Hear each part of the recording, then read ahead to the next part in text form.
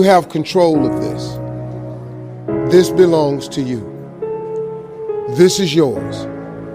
You're the captain, you're the master, you're the foreman, you're the general, you're the head. Don't give control of this to nobody, especially the devil. Do not let Satan come in here and function and operate, because he has one mission: to keep you off course, to make you not think it's possible, to make you think that God don't hear you. His job is only to destroy you, to make sure that you don't become what God intended for you to become. That's the mission of the devil. Now, if you don't believe in the devil, this conversation ain't for you. If you don't believe in God, this conversation ain't for you. I'm not talking to you. I'm talking to people who are spiritually based. If you get control of this, that's why I'm telling you these two books. And look, the best book you can read is the Bible. If you read the book of Proverbs over and over and over, it's the book of wisdom and understanding. It would really help your life if you just read it. I'm gonna be honest with you. That's the only book in the Bible I've read cover to cover. I've only read the book of Proverbs. I've read some scriptures every now and then. I only know 5 or 6 scriptures by heart. I'm just gonna be real with you. But I've memorized them 5 or 6 scriptures, and them 5 or 6 got me here today. I know a lot of people that know the Bible inside out ain't got nothing to show for it. You know why? Because they memorized it, but they didn't apply it. I have applied 6 scriptures to change my life.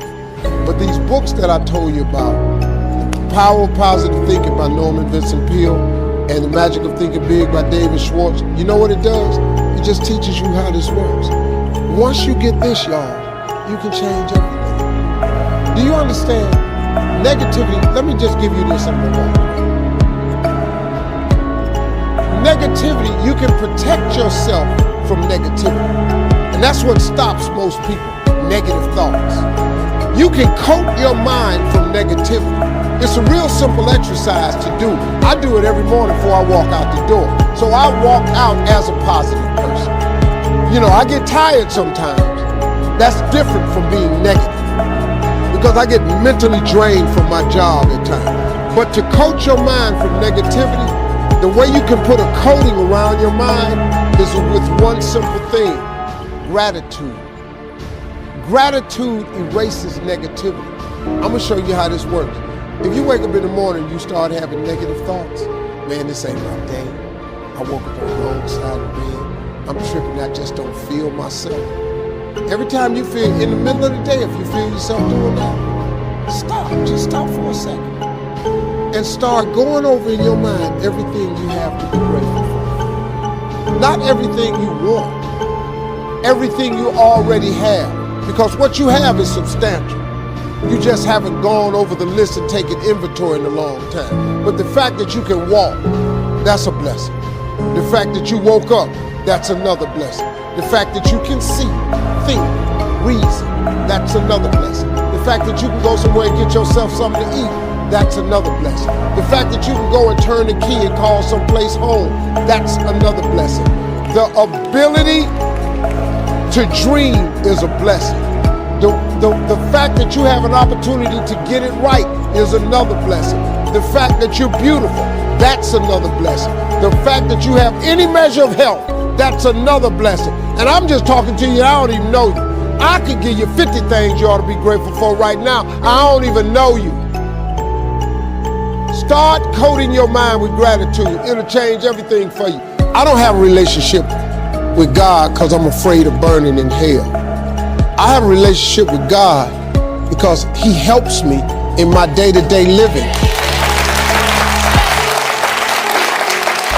I have a relationship with God because if there is an eternal place to go live, I want to go see it. I figure, as long as I ain't trying to step on nobody to get to where I'm going. Look, you all gonna make mistakes. Everybody's a sinner in here. Everybody in here broken. Everybody need help. I need help. I'm broken. You need God fixing you some kind of way. I don't care who you are. I don't care how much money you got. You need God. But listen to me. Don't you understand that that's okay? It's all right to have a relationship with God. Having a relationship with God is really cool.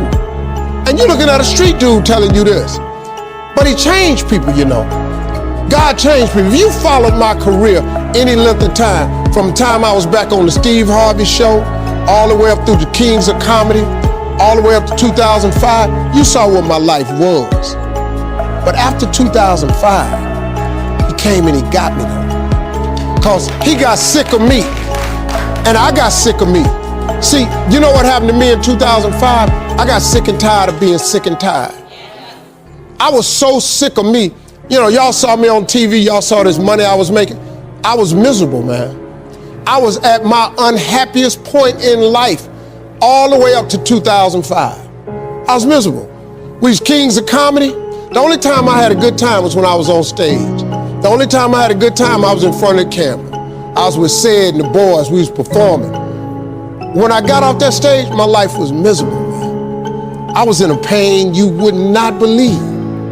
I was in an abyss, man. I was in a dark place. How in the world did I get here? I got here because of God's grace. My plight had overtaken me, and I was about done. But right when you think you about done, don't he always show up?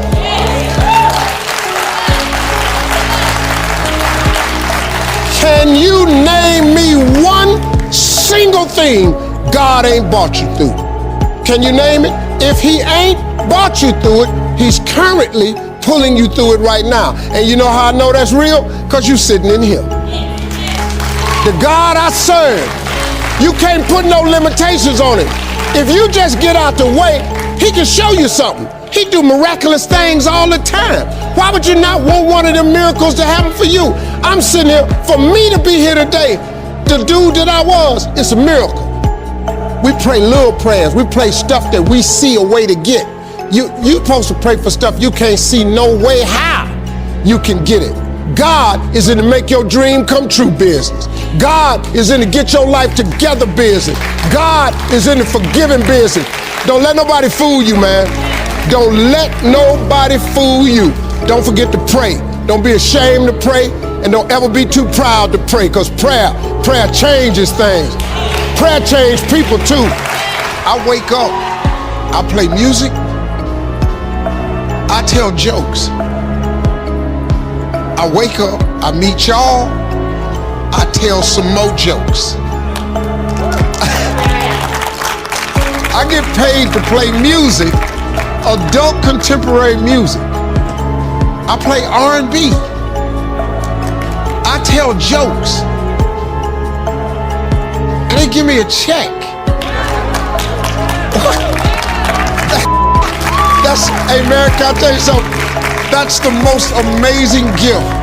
If you can change the way you wake up in the morning, stop saying, I got to go to work. I got to work out.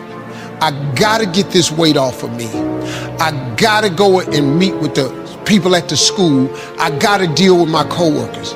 Change one word in that sentence and everything about your life changes. I get to wake up in the morning. I get to go to work. I get to go and meet with these people today. When you say I got to, you take all of your opportunities and all of your blessings and you wrap them up in stress by saying I got to. You take all the stress off of it when you say I get to. I'm telling you, it is an amazing game changer. I was sick and tired of being poor. I was just exhausted.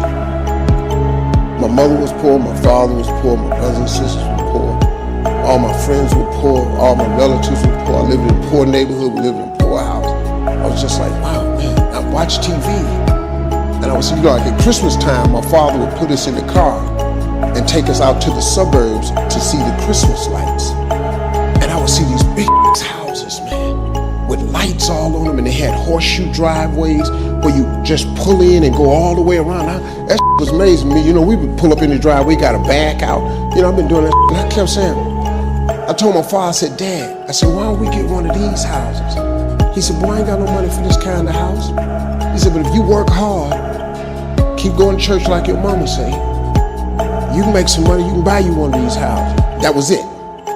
My motivation was to buy a big house so I could put up Christmas lights and drive in the driveway. And I'm gonna tell you something. Every home I have, every house I've ever owned or built, you got to pull in one way and drive all the way around to come out there. I have never built, lived, or owned a home that did not have that driveway with gates on both sides. Never. That was the biggest motivating. So my advice is, you have to find a dream that's so big that it overwhelms all of your fears and causes you to never give up. Now you're gonna think about quitting no matter what you do. And I've thought about it many times, but I always just kept thinking about that house. And I've always dreamed of buying my mother and father a real house. And and before they died, I was able to do all of that. Bought them houses and everything. So interested in your gift. It doesn't matter what somebody else does. To find your way in life is not an external search. It's an internal search. Because God equipped you the moment He gave birth to you. God equipped you at birth with what you needed. He gave all of you a gift. All of you. Every last one of you. You're gifted. God never created a soul without giving them a gift. All of you sitting in here were given a gift at birth. He put it inside you. You ain't got to look under the ocean. It ain't on a mountain. It ain't under no rocks. He put it in you at birth. He gave you a gift. It is the thing that you do the absolute best with the least amount of effort. That's your God-given gift. That's the thing you should pursue. The scripture says your gift will make room for you and put you in the presence of important men. That's what your gift will do for you. Everything else you're doing has nothing to do with what God created you for.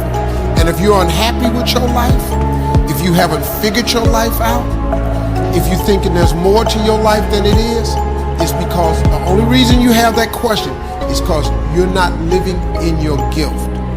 Once you discover your gift, there lies your greatest chance for success. That's what God gave you, equipped you with. You just got to quit looking at gifts as running, jumping, singing, and dancing. Babysitting is a gift.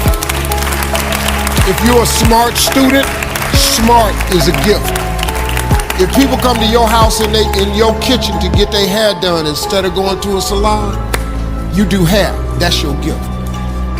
If they can't have a bake sale without your pies and cakes, you bake pies and cakes better than everybody, then that's your gift. You bake pies and cakes. That's your gift. You don't have to think about it. That's what you do. Quit trying to do what somebody else is doing, because that ain't your life. You don't even want to come the way I would. If you knew the path I took to get here, you would not take it. If I'd have knew the path I was going to have to take to get here, I would have changed my destiny a long time ago. Because there's no way I would have wanted to have gone through what I went through to get to where I am today. That's why God don't reveal it to you. See, God never reveals the path to you. He shows you what it could look like, but He don't show you the route. Because if He showed you the route, you'll turn around. Everybody would quit. If you knew what you had to go through to get to where He had for you to go, you would all quit. I would quit too. It's no way I would have had a stuttering problem. It's no way I would have lived in a car for 3 years. It's no way if I'd have knew that when I quit my job to do comedy, what was going to happen to me, I would have never quit my job.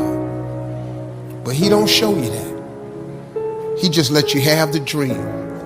And if you're bold enough to chase the dream, He'll get you through the journey. You just can't quit in the middle of the journey, because He know you're chasing dreams. God didn't make your dream come true business. That's real talk. I kid you not. You looking at somebody living his dream because God made it happen for you. That's real.